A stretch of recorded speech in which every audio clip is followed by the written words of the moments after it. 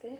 మనము భగవద్గీతని ప్రస్తుత పరిస్థితుల్లో ఎలా శ్రవణం చేయాలి, ఎలా మననం చేసుకోవాలి, తర్వాత చేసుకున్న దాన్ని అర్థం చేసుకున్న తర్వాత ఆ స్థితిలో మనం ఎలా అనుభవానికి తెచ్చుకోవాలి అనేటువంటి విషయాన్ని మనం మాట్లాడుకుంటున్నాం. నిజం చెప్పాలంటే భగవద్గీత అంటే మన మన ఋషులు సనాతన ధర్మం అంటున్నారు కదా. మరి ఎన్ని వేల మంది వాళ్ళ థాట్స్ అంటే వాళ్ళు భగవతత్వంతో దర్శించి సత్యం ఏంటి అనేటువంటి విషయాన్ని వాళ్ళు అర్థం చేసుకొని వాళ్ళు ఆచరణకి చేసుకొని మనకి దాన్ని వాళ్ళు ట్రాన్స్ఫర్ చేయడం జరిగింది. అంటే ఏంటి, వాళ్ళు చెప్పింది ఏంటి, అల్టిమేట్ సిద్ధాంతం ఉన్నది ఒకటే ఒక శక్తి. ఆ శక్తిని మన దగ్గర ఉన్నటువంటి మన ఇంద్రియాలతో చూడలేము. ఏంటి ఇంద్రియాలు? పంచభూతాలతో తయారైనటువంటి ఈ శరీరానికి పంచకోశాలు, తర్వాత పంచ తన్మాత్రలు, ఆ తర్వాత కర్మేంద్రియాలు, జ్ఞానేంద్రియాలు ఎన్ని ఉన్నాయి. అంటే ఏంటి, ఈ ప్రకృతి అంతా కూడా 24 లక్షణాలతో తయారైంది. ప్రకృతి అంటే మనమే కాదు, మొక్క, చెట్టు, చేమ, పురుగు, పుట్ర అన్నీ ప్రకృతే. అంటే మన కంటికి కనపడుతున్న ప్రతిదీ ప్రకృతే. వాళ్ళు ఏం చెప్పారు, మన ఋషులు వాళ్ళు అర్థం చేసుకొని కంటికి కనపడకుండా ఉన్నటువంటి ఒక శక్తిలో నుంచి ఈ కంటికి కనపడుతున్నటువంటి ప్రకృతి అంతా వ్యక్తమైందమ్మా. ఈ ప్రకృతి లక్షణం ఏంటి, ఇది ఎప్పుడు మారుతూ ఉంటుంది, అంతే కదా. ఆ మార్పునే వాళ్ళు మరణం అంటే అర్థం ఏంటంటే మార్పు అనే అర్థం. అంటే ఏంటి, ఏ స్థితి కండిషన్ ఒక్కలా ఉండదు, అంతే కదా. చిన్నప్పుడు పిల్లల్లా ఉన్నాము, తర్వాత కొంచెం మనలో నుంచే పుబర్టీ వచ్చింది, ఆ తర్వాత మనలో నుంచే ఓల్డ్ ఏజ్ వచ్చింది, తర్వాత మళ్ళీ డిజాల్వ్ అయిపోతాం, అంతే. వాళ్ళకి అర్థమైంది కూడా ఇదే. కాకపోతే ఆ మహర్షులు వాళ్ళు చెప్పింది ఏంటంటే, మీ దగ్గర 3 పరికరాలు ఉన్నాయమ్మా. ఒకటేమో నీ దగ్గర ఒక జ్ఞానం ఉంది, దాంతోపాటు నీ దగ్గర ఒక ప్రాణం ఉంది. ఈ రెండు కలిసి పనిచేయడానికి నీ దగ్గర పని చేయడానికనండి, అనుభవించడానికనండి, లేకపోతే దేనికన్నా కానీ నీ దగ్గర శరీరం ఉంది. ఈ 3 కలిపి నువ్వు ఎందుకు చేస్తున్నావు అనేటువంటి విషయాన్ని నువ్వు అవగాహన చేసుకొని కనుక చెయ్యగలిగితే నీ లైఫ్ బ్యూటిఫుల్గా ఉంటుంది అనేటువంటి జీవన విధానాన్ని వాళ్ళు రూపొందించారు. అల్టిమేట్గా చెప్పింది ఏంటి భగవద్గీతలో, దేవుడికి సంబంధించిన విషయం ఒకే ఒక సెంటెన్స్. మిగిలిందంతా మనం ఎలా ఆ నిరాకారమైనటువంటి నిశ్చలమైనటువంటి తత్వంలో మనం ఉండి మన జీవితాన్ని మనము చక్కగా ఎలా మనం జీవించాలి అనేటువంటి విషయాన్ని వాళ్ళు చెప్పటం జరిగింది. ఏంటి చెప్పారు, మొత్తం ఉపనిషత్తుల సారము, వేదాలు అన్నీ గ్రహించి మన వేదవ్యాసుడు 4 వేదాలుగా సంకలనం చేసి, ఆ తర్వాత ఉపవేదాలు, వేదాంగాలు, ఆ తర్వాత ఉపనిషత్తులు, ఆ తర్వాత స్మృతులు, శృతులు, పురాణాలు, ఇలా ఎన్నో ఉన్నాయి. ఏమున్నాయింది అంటే వాటిని ఏమంటారు, ఒకళ్ళు ఒక కుటుంబం పాటిస్తుంది అనుకోండి, దాని చివరికి దాన్ని చెయ్యంగా ఒక ఆచారం, సాంప్రదాయం అంటారు. అల్టిమేట్ ఏంటి, శాస్త్రం అంటే ఏంటి, ఇంతేను, ఇది మారదు అని చెప్పింది శాస్త్రం. శాస్త్రం అంటే సైన్స్. ఇంకా చెప్పాలంటే జస్ట్ ఇట్స్ నథింగ్ బట్ జ్ఞానం. ఆ జ్ఞానాన్ని గురించి బోధించిందే భగవద్గీత. అంటే ఏంటి, అల్టిమేట్గా 18 చాప్టర్లు ఉన్న మొత్తం గిస్టంతా తీసుకుంటే చెప్పింది జ్ఞానమేనబ్బా, అంతే కదా. లోపల ఆలోచన ఉంటే కదా మనం పనిచేస్తాము. ఆకలి లోపల ఉంది, బయట ఆహారం ఉంది, లోపల ఆలోచిస్తాము, బయట ఎగ్జిక్యూట్ చేస్తాము. మరి ఎగ్జిక్యూట్ చేయడానికి ఆధారం ఏంటి, జడం, శరీరం. దీనికి ఏం తెలియదు, ఆలోచించేది చేసేది అంతా కూడా లోపల మన దగ్గర ఉన్నటువంటి మన నాలెడ్జే, మన జ్ఞానమే. ఇప్పుడు కాకపోతే మన జ్ఞానం ఎలా ఉంది, మనం లిమిటెడ్గా ఉంది. నేను నాది అనే తప్ప ఇంకొక విషయం తెలియదు. ప్రతి క్షణం భయం, కోరిక తీరుతుందో లేదో అనేటువంటి ఒక అభద్రతా భావం ఉంది. దాంట్లో నుంచి ఎలా పోగొట్టుకోవాలనేటువంటి విషయంగా ఒక యుద్ధ భూమిని సృష్టించి ఒక భగవతత్వం జీవత్వానికి బోధించడం జరిగింది. చివరికి ఏం చెప్తుంది, ఇక్కడ జీవత్వం కూడా లేదయ్యా, ఉన్నదంతా భగవతత్వమేను, నాకు నీకు కూడా తేడా లేదు. కాకపోతే నువ్వేం చేస్తున్నావు, నాది అనేటువంటి ఒక అహంకారం, మమకారంతో కొట్టుకుంటూ కంగారు పడుతున్నావు. అది కూడా పెద్ద కష్టం కాదు. నీకు ఇచ్చిన నువ్వు ఎలా అలా నువ్వు వాటిలో నుంచి బయటికి రావాలో నేను చెప్తాను విను అని భగవద్గీత భగవాను అర్జునుడికి బోధించడం జరిగింది. అర్జునుడు ఏమంటాడు, నా వల్ల కాదు, నేను యుద్ధం చేయలేను, నేను వెళ్ళిపోతాను అని బలహీనపడ్డప్పుడు, లేదు అలా వెళ్ళడానికి లేదు, ఇది జస్ట్ ప్రకృతి, పరమాత్మ తత్వంలో నుంచి అంతా వచ్చింది, అంతా నేనేను, అన్నీ నాలోనే ఉన్నాయి, నువ్వు టెన్షన్ పడాల్సిన అవసరం లేదు, ఈ జరిగిపోతున్నటువంటి పనులు కూడా నా ద్వారానే జరుగుతున్నాయి. కాకపోతే నువ్వు ప్రకృతిగా ఒక శరీరం తీసుకున్నావు కాబట్టి మధ్యలో ఉంటావు. అందుకని ఇప్పుడు నువ్వు చేయాల్సింది ఏంటి, నీకు ఇచ్చిన ప్రతి పని వండర్ఫుల్గా కండక్ట్ చెయ్యి. ఆ చేసిన తర్వాత ఇంకా ఏం చేయాలి, ఈ దీంట్లో నాకు ఏం ఫలం వద్దనేటువంటి భావం పెట్టుకో. ఎప్పుడైతే అలా పెట్టుకుంటావో ఏంటి నాకు వస్తుందని నువ్వు అడిగితే నీ బుద్ధికి వివేకం, వైరాగ్యం వస్తాయి. నీ బుద్ధి ఎక్కడుంది, భగవతత్వం ఉన్నది అనేటువంటి విషయాన్ని అర్థమవుతున్నది ఎవరికి, మన బుద్ధికే. నీ బుద్ధిని కనుక నువ్వు విషయాన్ని అర్థం చేసుకున్నావు అనుకో, ఏది సత్యం ఏది అసత్యం అనేటువంటి విషయాన్ని నువ్వు గ్రహించి అసత్యానికి అంత పెద్ద నువ్వేం విలువివ్వవు. అసత్యం అంటే ప్రకృతిగా పోతుంది వస్తుంది ఉంటుందని చెప్తున్నాడుగా. అందుకని దాని గురించిగా మనం ఏం టెన్షన్ పడకుండా లోపల ఉన్నటువంటి ఆ శక్తి అన్నీ చేయిస్తుంది అనేటువంటి భావంతో నువ్వు ఉన్నావంటే నీకు ఏ టెన్షన్ లేకుండా ఉంటుంది. ఆ లోపల ఉన్నటువంటి ఒకే భావంతో కనుక నువ్వు నమ్మడమే దాని అనన్య భక్తి. అది నిరాకారం. అది అయిపోయిన తర్వాత నీ ఇంద్రియాలు బయట నడుస్తున్నాయి, వాటిని తీసుకొచ్చి చిన్నగా అనన్య భక్తితోటి లోపల ఉన్నటువంటి ఆ భగవతత్వ శక్తితోటి నువ్వు కొంచెం అర్థం చేసుకుంటూ ఉన్నావు అంటే అదే అప్పుడు నువ్వు ఏం చేసినా ఏం మాట్లాడినా ఏమున్నా అంతా ఆ భగవతత్వ పని నీ ద్వారా వ్యక్తమవుతుంది అని చెబుతూ 1 నుంచి 12 వరకు కర్మ భక్తి యోగం చెప్పి 13 నుంచి 18 వరకు జ్ఞానయోగం చెప్తున్నాడు. అల్టిమేట్ ఏంటి, ఇప్పుడు మనం మాట్లాడుకుంటున్న టాపిక్ లాస్ట్ టాపిక్ వచ్చేసాము. ఏంటది?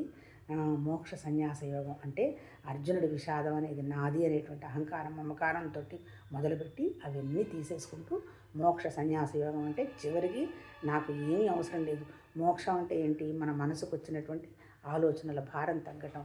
ముక్తి అన్నా మోక్షం అన్నా ఏంటి, మనకి ఏ దుఃఖం లేకుండా ఉంటాం. అంటే ఏంటి? ప్రకృతిలో సిచ్యుయేషన్స్ అన్నీ వస్తూనే ఉంటాయి, వాటిని ఎవరు ఆపలేరు, అంతే కదా. ఒక పిండంలాగా పడ్డ శరీరం 60 ఏళ్ళు దాటిపోయినాయి అంటే మారుతూనే ఉంది కదా.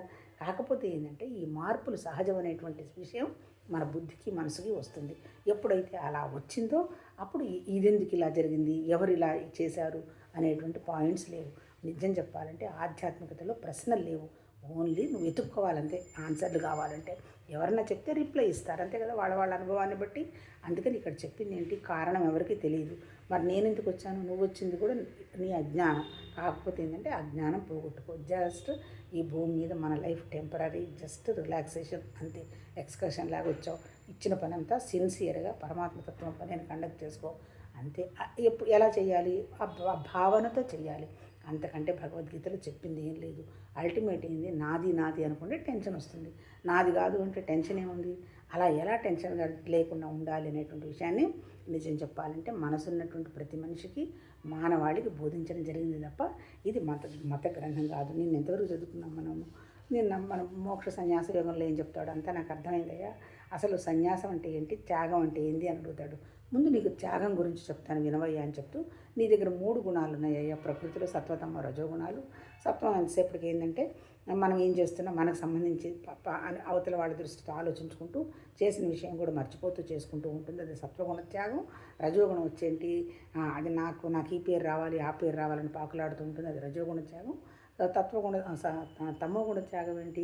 అది దానికి అసలు ఏమీ తెలియదు, కాన్సిక్వెన్సెస్ తెలియదు, త్యాగం చేసుకుంటూ పోయిన వల్ల ఉపయోగం లేని త్యాగం చేస్తుంటుంది, అంతే కదా. ఎవరైనా తాగుతానంటే 100 రూపాయలు ఇచ్చామనుకో, దానివల్ల వాడికి ఏం ఉపయోగం?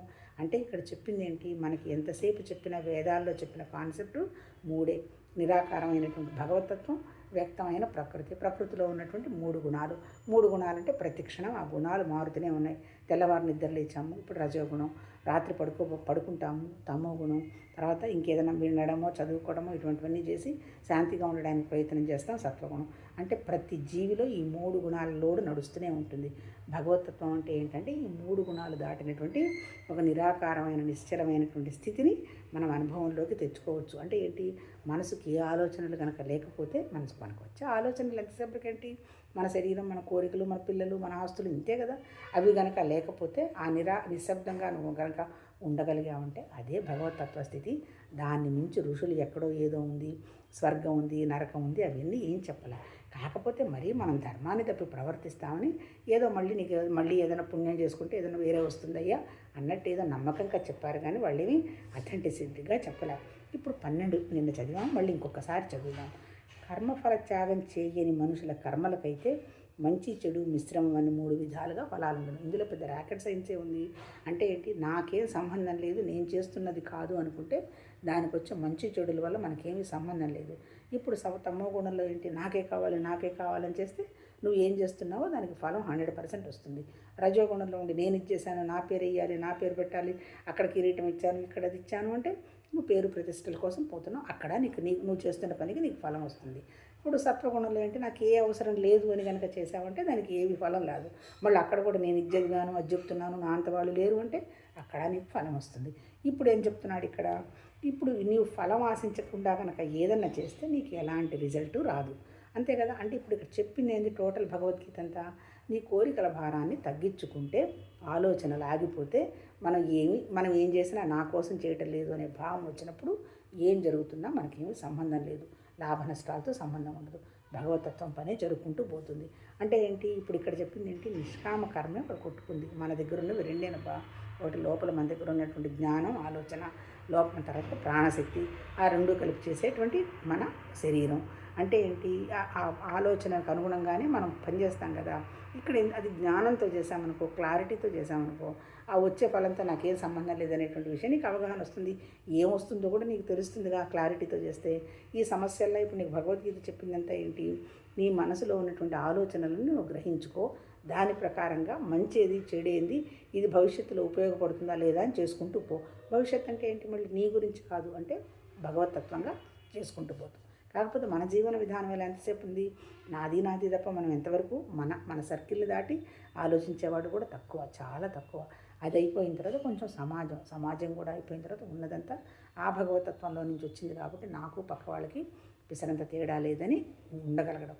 కానీ చెప్పినంత తేలిక కాదు కొంచెం, అంటే అంతే కదా, అన్నీ తెలుసు. కానీ ఆచరణకు వచ్చేటప్పటికీ మనం ప్రతి నిమిషం చూసేది భేదమే. ఎప్పుడైతే భేదం చూస్తామో, భేదంగా పనిచేస్తామో, భేదంగానే లాభ నష్టాలు వస్తాయి. అది తర్వాత మరణానంతం వారు వాటిని తప్పక అనుభవించే తీరవలను. అంటే ఏంటి, మనం చేసిన ప్రతి కర్మకి ఫలం ఉంటుంది అంటాడు. దానికి మరణం అనంతరం ఎందుకు, మనకి ఈ జన్మలో కూడా తెలిసిపోతూనే ఉంటుంది. మనం ఎలా ఆలోచించాము, ఎలా పనిచేసాము, ఏం ఫలం వస్తుంది అనేటువంటి విషయంగా. కానీ కర్మఫల త్యాగం వచ్చిన కర్మయోగులు తమ కర్మఫలాలను ఏ కాలమందైనను ఏ విధంగానైనా అనుభవించవలసిన పని లేదు. అల్టిమేట్గా చెప్పింది ఏంటి, నువ్వు ఫలం ఆశించకపోతే నీ మీద ఎలాంటి భారము పడదు, ఎలాంటి ముద్ర పడదు, ఎలాంటి ఆలోచన పడదు, ఎలాంటి జ్ఞాపకాలు ఉండవు. ఎట్లా, ఇప్పుడు మనం ఎక్కడో రోడ్డు మీద పోతుంటే ఎవరో కింద పడ్డారు, ఒక గ్లాస్ మంచినీళ్ళు ఇచ్చాము, నేను ఇచ్చాను 24 గంటలు మనం దాని గురించి ఆలోచిస్తామో, ఆలోచించాము, అది స్పాంటేనియస్గా జరిగిపోతుంది. ఎప్పుడైతే మనం ఫలం ఆశించామో ఏ పనైనా సరే స్పాంటేనియస్గా జరిగిపోతుంది, మనం పెద్ద ఎఫర్ట్ పెట్టక్కర్లా. అప్పుడేమవుతుంది, దానివల్ల మనకి ఎలాంటి ఇంపాక్టు ఆ పనుల వల్ల ఉండదు. ఇప్పుడు ఇంత చెప్పింది ఏంటి భగవద్గీత, మన మనస్సు మీద ఎలాంటి ఘర్షణ లేకుండా మనం అన్నీ కండక్ట్ చేసుకుంటూ పోతాం. మనం అలాంటి ఘర్షణ లేకుండా కండక్ట్ చేసుకుంటూ పోవాలి అంటే 24 గంటలు మన ఆలోచనల స్థితిని మనం పరిశీలించాలి. అంతే కదా, లోపల వచ్చే ఆలోచనను బట్టేగా మాట్లాడతాము, లోపల వచ్చినటువంటి ఆలోచనని బట్టే పనిచేస్తాము. ఆ ఆలోచన అంటే ఏం లేదు, ఆలోచన అంటే అంతఃకరణ అంటే మనసు, బుద్ధి, చిత్తం, అహంకారం 4 ఫంక్షనల్ వేరు, స్ట్రక్చరల్గా ఒకటే. అంటే అర్థం ఏంటి, అంతఃకరణకు అనుగుణంగా చెయ్యాలి అంటే భగవతత్వం నా దగ్గరే ఉంది, నాకు భగవతత్వానికి తేడా లేదు అనేటువంటి విషయాన్ని నమ్మాలి. రేపు కంటిన్యూ చేద్దాం 13.